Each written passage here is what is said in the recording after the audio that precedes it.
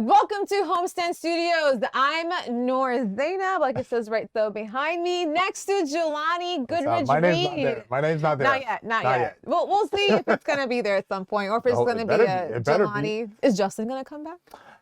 Hopefully. Anybody sitting at home with like a royal, actual Raptors fan is probably so happy, like popping champagne right now. Like no Justin in the app. And you also have some space today. I have some room, which is good. You guys aren't like knee to knee next to each other. It's all good. It's fine. I can breathe. You know what though? This is not the end of Justin Poeltl. No, it's He not. will be back, and we will make sure that we've got the Raptors' #1 hater ready to go on site, because we need that. We need some dynamics. Absolutely. You know who I am. I love the Raptors. You know who Jelani is. Jelani I'm is like a wild card. Like sometimes I call them out, yeah. right? But sometimes I give them the love that they deserve. But each time it's with numbers. It's with I do have stats. the numbers in my head.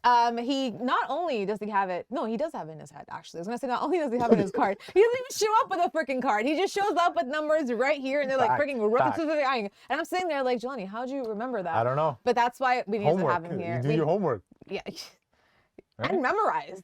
If you have a good memorization technique, please let us know at some point. But again, this show is about the Raptors. We're going to go 22 minutes, you guys. Can you believe it? 22 minutes about the Toronto Raptors, who might not even make the playoffs. So that's going to be fun to talk about. We'll see about that. But they did have a good game yesterday. Jelani. Valentine's Day treated them very, very well. Yes, a lot of love in the air at Scotiabank. Almost called it ACC, not anymore. But yeah, what are you, like 35? I know, right? No. Come on Honestly, it should be still called the Air Canada Center. Air Canada Center, right? In my opinion. Yeah, no, I see it.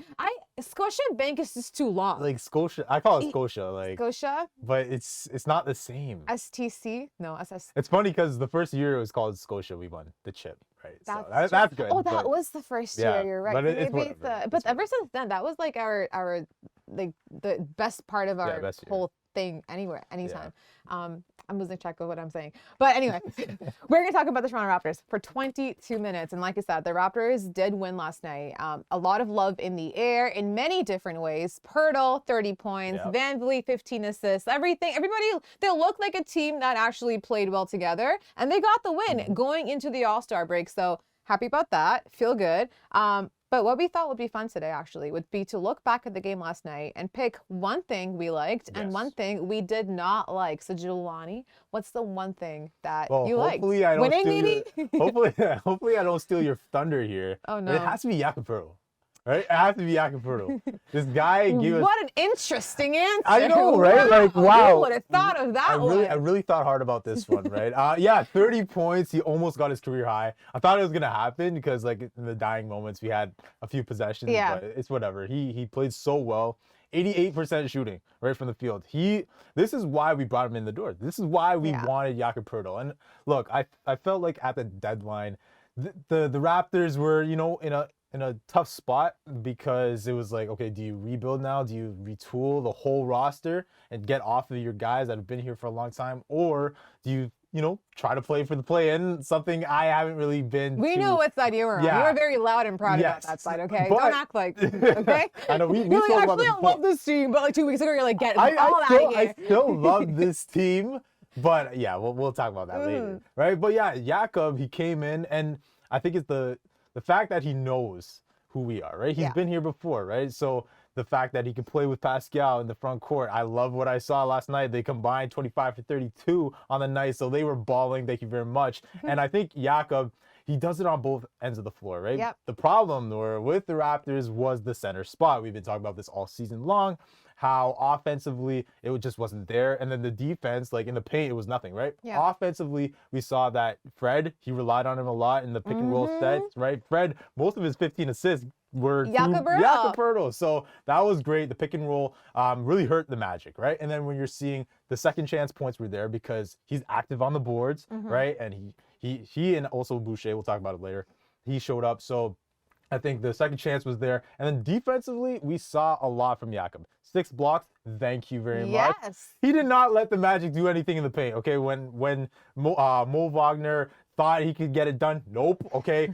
Franz Wagner, it didn't matter what Wagner, okay, went in the paint. It didn't matter. The whole family got destroyed by Jakob Poeltl. I'm very thankful that we have a stable center That's what the Raptors needed, right? And I think he plays more old school, I'd say, because he's not a guy that will, be on the perimeter at all. Right. And that's what I like. I like my centers old school, right? That's just absolutely. me. If you know what, he kind of reminds me sometimes. He gives me an inkling of like Marc Gasol / JV, just because of how dominant he is in the paint and the Marc Gasol's passing and stuff and everything. So, and honestly, pairing him. Listen, if you're a point guard, what you want on your team is a center to feed. Right. That's all you want. That's how your assists go up constantly, right? You have someone that you can feed the ball to. They're in the paint. You draw the attention, kick it out. Easiest bucket in the world for a center over there. And that's what happened. Fred VanVleet, like you said, 15 assists last night. That's what I've been wanting, Freddie. I don't want you to shoot. I want you to pass. And I'm so happy Poeltl has been the guy, like you said, 9 rebounds on top of that, too. He's been on top of the boards. But on top of that, too, I think, for me, the biggest part was the fact that they closed out a game. They closed out a game, Jelani. The last 2 minutes, I wasn't stressed. I wasn't, like, biting my nails, yelling at my team. You just wondering what's going to happen. Like every single game, right? Yeah. Well, like every single game goes down to the last 10 seconds and the whole thing is dragged out to like a minute. But this one, I actually felt comfortable. I was like, okay, they've got the lead and I think they're going to take this. Yeah, I think they might take this. Even though Suggs kind of went off last night showing us that you could have taken me. But Scotty also was aggressive. It was nice to see Scotty being aggressive. Pascal was feasting in the mid-range. That he was the DeMar DeRozan second coming last night. Like that was really, really nice. But Poeltl, man, 30 points. Do you think this is a... Can I say it? Dare I say it? Uh-oh. Is this going to be something that helps us make the play? Okay, we're 9th right now, right? Yeah. And we're winners of 8 of our last 12. So, yes, we were winning games even before we got him, and then now we're starting to, because, look, the first few games that we was here, he didn't really do much in terms of the stat lines. That's why I talked about impact, though. Right. And now, if he, I'm not expecting 30 points, every single night, right? But I think that ultimately the scoring will be there, right? Because he is a presence in the paint. We saw that, right, last night. So I think that's going to help us moving forward. And we felt like Masai wants to win. We always know he wants to win. He wants to be a contender somehow, some way, and playing for something. He doesn't just want to be one of these teams doing nothing. Yeah. So probably, it's possible. The play-in is possible. We're there right now. Yeah. We'll see what the Wizards do. They're right behind us. The Knicks, they've been playing pretty well. And then the Hawks, they've been up and down all year. They're literally they're a mid team because they win and then they lose, right? So we'll see what happens with that situation. I think the Raptors have some new life. You know what though? I feel like you're right, but at the same time, this is still the same Raptors team. It's the same team. Yeah, it's the same team, but I think Jakob, it makes a difference. He's a whole different element. Yeah. He brings a whole new element to the team, right? That really helps us and that we needed throughout the year. Yeah. So I think that could really help us moving forward. And like if you're talking about how he does offensively, not just the numbers, the impact. Yeah, he draws so many guys, and that opens up the floor. That opens up opportunities for other guys on the offense. And then, defensively, again, he's the anchor that we've been needing. So. And I like the depth behind him, too. We have Boucher coming up. You have Precious, who can also be kind of fitted in that role, too. Yeah. I feel like we're okay. Like, now we're back to being closer to contending than we are to tanking, that's where we are at this point, right? But like I said, there's been some really great things. But is there something that you did not like from last night's game? Something I didn't like before I give it to you, the defense at times, right? Here we go. Took my thunder again. Jelani. That's so tough. I'm so sorry about that. But because there was the first half, right? You see a lot of opportunities in transition for Orlando. They own the transition offense, right? And the problem is that came off of a lot of turnovers. The Raptors offensively, they had some turnovers in the first half. They were kind of, the Magic kind of bothered our sets offensively. And that's what allowed them to do their thing in the transition. So that was an issue. And also the problem with, at times, Wendell Carter, he got his points through rebounding the basketball. It's where you got to box out, guys. Box out. You know that's fundamentals right there. So that's not on, not all on Poeltl, obviously, but I think that Carter had a good game. Suggs had a good game, and that was because of the shooting outside. It was because we didn't really close out all the time. I didn't see that mostly in the first half. Second half, we did, find some adjustments. We've been talking about that all year. Adjustments are needed at times on the defensive side of the ball specifically, and they were there in the second half. But first half, I found that the Magic, they were finding the magic. They were finding a way. Yeah, you saw that? Okay, They were, Magic Riz. Yeah, Magic Riz. They were finding a way to get good looks. And that's what I didn't like. And that's why it was close. That was why the game was kind of tight at halftime. But I won't say the full game though was okay. Like the second half was fine. I think it was just more so the first half I didn't like because, on the bright side of things, you can point out Paolo Banchero, Rookie of the Year, 13 points. We held him. Exactly. And a guy I love, Franz Wagner. Well, I messed up his name. Franz Wagner. He got held to 9 points, right? So that's what you like. If you could hold those two, I like that. They had to have Suggs, who's been disappointing for the lack of a better word for the whole pretty much year, go off for them, right? Basically. And I think, honestly, for me too, definitely the defense because the Raptors were losing by 5 points going into the third quarter, right? By halftime and stuff. But they were shooting 72%. I know, right? You're shooting 72% and you're trailing by 5 points. Where's the defense? Yeah. Are you doing anything defensively? And maybe you're looking at Poeltl because, again, like he's offensively, he had such a big game last night that maybe that kind of took away from his energy on the other side of the floor. Yeah. But like, that's also what he's here for. He should be there to protect the paint. We constantly have been getting just demolished in the paint because we have no one there. But now that you have some guy there, he's got to box it out. He's got to make sure that they don't get the second chance opportunities, that they don't get the easy dunks, the easy layups. Like his presence there just has to be known. And I feel like it might take him a little bit just to kind of get in the groove of everything again, just because it's Nick Nurse's team, Nick Nurse's tactics. It all changes constantly. But yeah, it's the defense. I feel like this team, they still have the same pieces, the same guys, the same players. You also acquired a very good defensive center. Yeah. So why are we still lacking in the defensive area? Like the first half, like I talked about, there were a lot of opportunities, especially with their guards. They got in the paint at will, and it was kind of easy for them. Where the hell were you? Right? So that's why I was like, what's going on, right? Yeah. Third quarter, again, was kind of tight. But then, like we said, there was a double-digit lead in the fourth quarter. Can you hold on to that? And we did. We did manage to, because I saw more activity, more energy being brought on the defensive side. So that was good. But I am proud of them for holding their 2 stars to less than 15 points. But yeah, as we move forward though, there are plenty of teams that can get it done in transition. You can't allow that to happen. That's also due to the fact that turnovers are there. Yeah, definitely. Well, and I also wonder if the fact that Orlando Magic were on a second night of a back-to-back, and had that not been the case, do we see a different team? I don't know.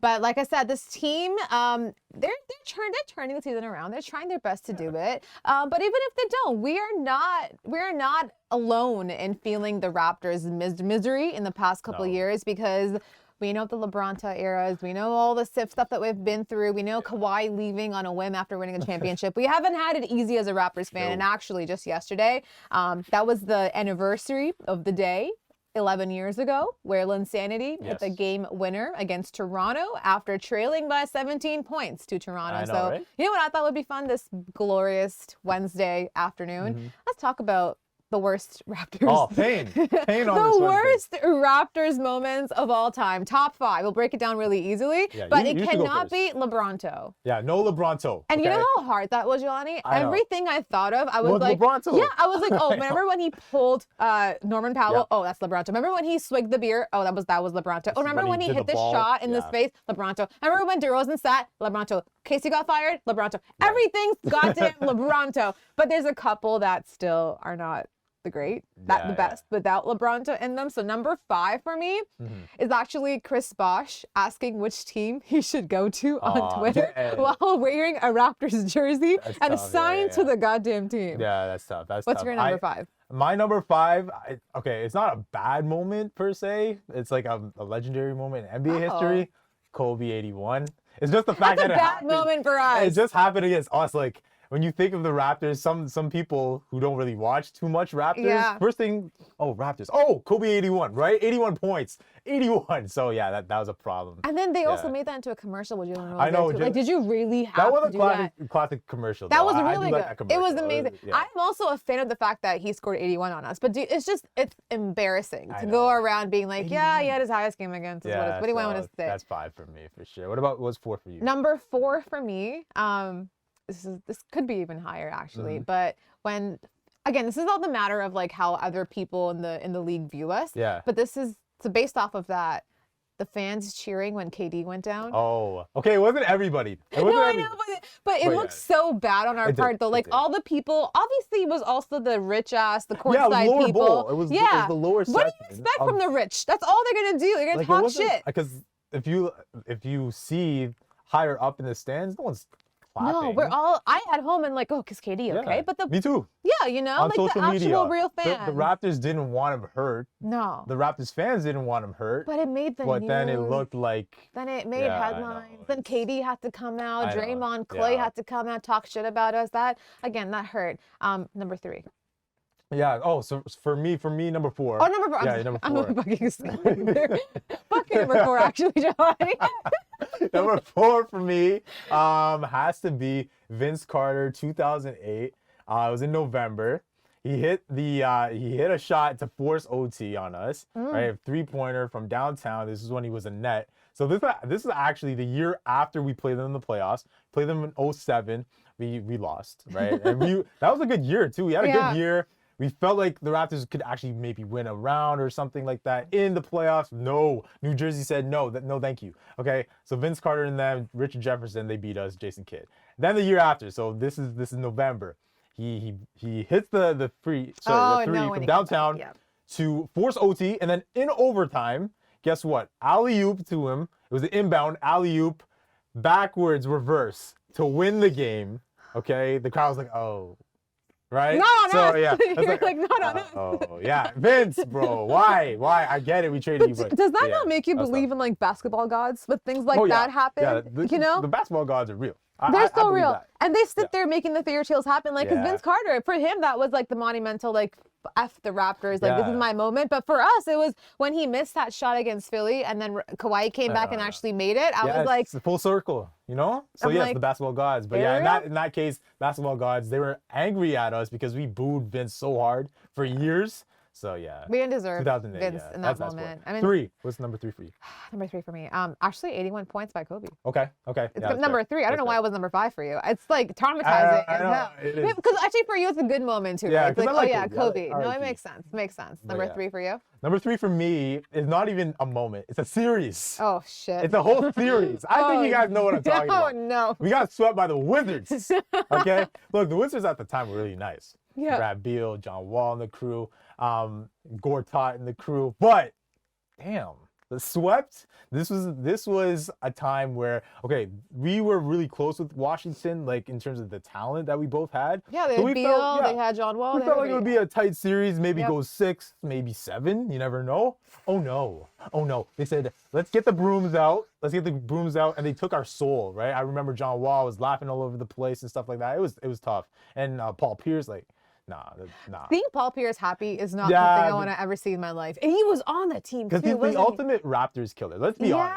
Paul Pierce, okay, aside from the LeBronto stuff, he's definitely, to me, the Raptors killer. Oh, yeah. So, yeah, he had a lot of fun. Given the fact that he also has the Celtics history, it's not good for us. No. You know, he's not great. So that's number 3. What about 2 for you? Number 2 for me, it's actually really funny. It pisses me off. CP24, I'm watching you right now. CP24? Following Kawhi in a chopper. Oh, yeah. That was hilarious. That was kind of funny. Are you kidding? But I think that's why he left. He's like, it was so much. It was like, when has any athlete ever been followed by a Kawhi watch. They named it Kawhi. The L3 on CP24 was Kawhi watch for like 2 hours. And I'm like, how? Okay. The man who's a robot, doesn't speak a word, doesn't do anything, doesn't show up to events, goes in like a tracksuit everywhere, wants to go home to be with his family.